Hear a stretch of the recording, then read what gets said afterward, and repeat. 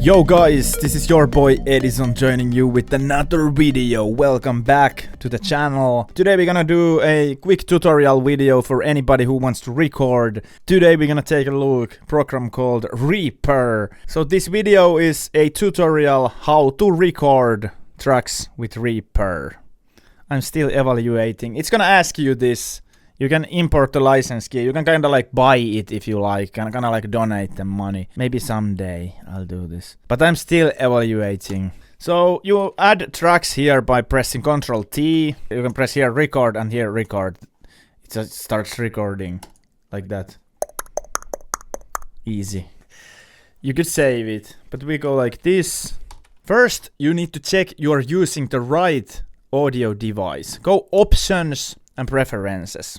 Then it's the device. I have to be using this FL Studio Audio here because I'm recording this video.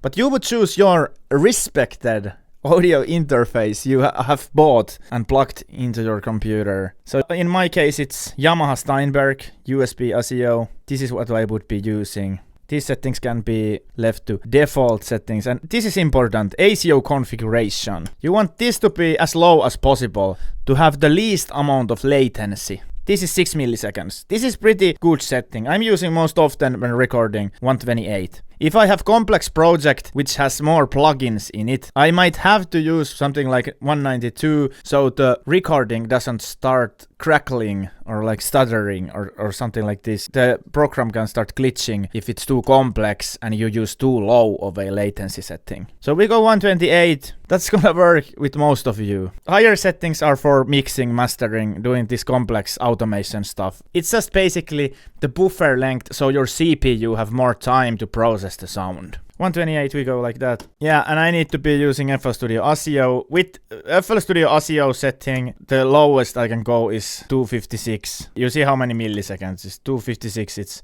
It's 10 milliseconds. You start pretty much hearing this already. Oftentimes if you have that kind of latency, it just feels wrong.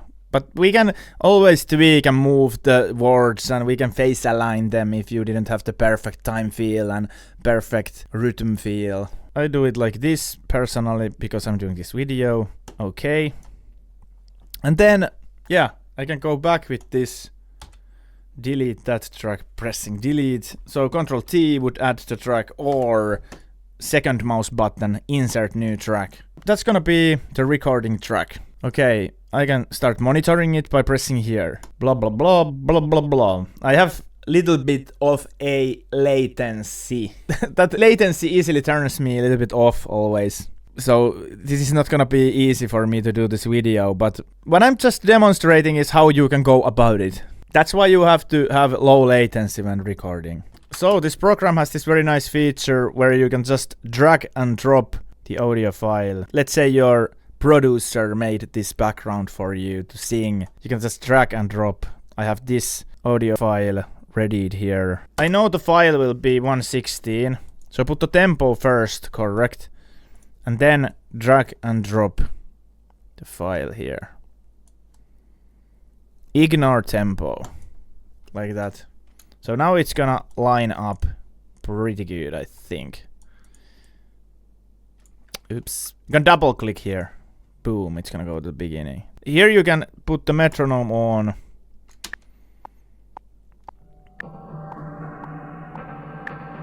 I think that's good enough. If the transients are kinda like lining with the lines, then you have pretty good result. I think so. Yeah, that's good. Yeah, and now when starting to record, you can monitor it here. Yeah. You can then tweak this volume down. It's gonna, when you tweak this, it's gonna also cause this to, what is down here, to move. So you can control it some dBs, let's say 12 dB. And now we can test it here. Let's record. Hit record and record here. Okay, let's test it. I met you at the bar. You were the most beautiful girl I ever saw. You are my dream girl. You are my dream. You are my fantasy. I don't know what the fuck was that. Safe. Yeah. Okay, it's gonna sound like this.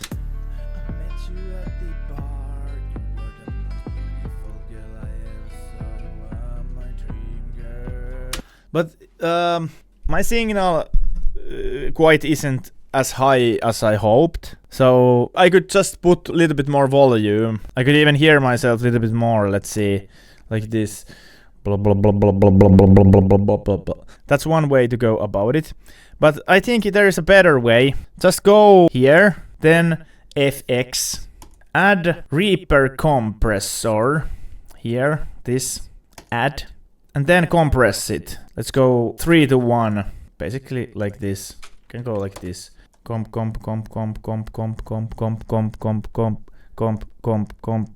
Let's do something like this. Yeah, have a little bit higher attack, like this. Maybe 15 would do. That can be 100. It doesn't matter. Let's test something like this and push this auto makeup, and then can even push this little bit like this. Now you hear yourself. 2 dB. You don't want to peak, so too much is too much. Yeah, sorry. Yeah, I hate this when you hear yourself a little bit with this latency. That is horrible. But now you get the point. Add a little bit of compressor, and it has this rea comp built in it. And you need to use this, because this is post, this FX is post, you don't use this. That's gonna be post effects. If you want to put here something, that's gonna affect only the recorded sound then afterwards. It's post. We want pre-faders, like this. This is pre, so we're using this. So let's record here. I met you at the bar and you were the most beautiful girl I ever saw. But you see, it's much higher level. This is more decent level, and it's very balanced already. With the settings, it's a little bit too much of compressor. Maybe I wanted to tweak it so that it's a little bit less of threshold, so a little bit higher with the, like, lower in volume. It's, you don't want to like squash it so much, what I'm doing here. But this is just over-exaggerated example. Add little bit compressor. If you don't know what you're doing, you can use this kind of like as a limiter only, and just push it a little bit higher with the volume inside the program. But do it so that you're not peaking here on the master. If you listen to this. I met you at the bar and you were the most beautiful girl I ever saw. That's something else. I didn't have any like arrangement for that. Yeah, I was just improvising. Anyway. It's a funny example. But whatever. Yeah, that's not the point. Like, let's see. Let's tweak the settings a little bit. We use a little bit of knee to get it a little bit softer than what this is actually. So let's do just that. Mute this. And go here. Let's see. Okay, let's have this go 3 dB. Let's try it. 3 dB, 3 dB. We want to do this 3 dB. Let's have it a little bit tighter, like this, and a little bit something like this. 20 would do. Oops. 20. Like, hear this.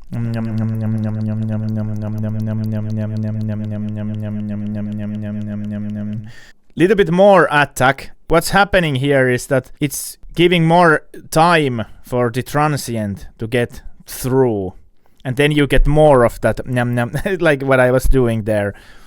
You get more of that transient of the sound then, when you have a little bit more attack. Release is when it's gonna let go of the compression.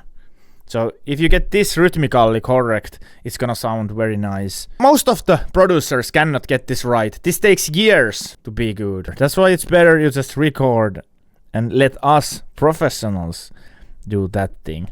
But let's go here. So it's like at the knee. Knee. Let's have a little bit. It's softer. This is hard. This is softer. Softens the sound a little bit. Let's have it something like this. This is brilliant already. as it is. And we can control, we hear ourselves. We can limit here. So this is true peak limiter. Okay, let's do this. It's now again the different level. It's again now the different level, but you get the point. My only idea is to share here that the vocalist can hear her or himself better when you have some soft compression helping you push the sound, like lessening the dynamics. The dynamics is the difference between loud and quiet parts. Compressor is just killing the dynamics a little bit, balancing it a little bit. There is not so much difference. And now at some, because you are losing some of that gain, because it's compressing, you need to add some. That's why we have that match option. It's automatically matching the lost dBs, you know. It's matching. But now we can even a little bit push it with the wet signal. That's same, I think that's pretty much same as like output gain. And this is how you get this kind of tracks. This is without compressor, this is with little bit heavier compressor, and this is with pretty good compressor. I think that's already like something you want to maybe try using. You can copy these settings, I will show them now. 69. Thank you for watching. Peace out.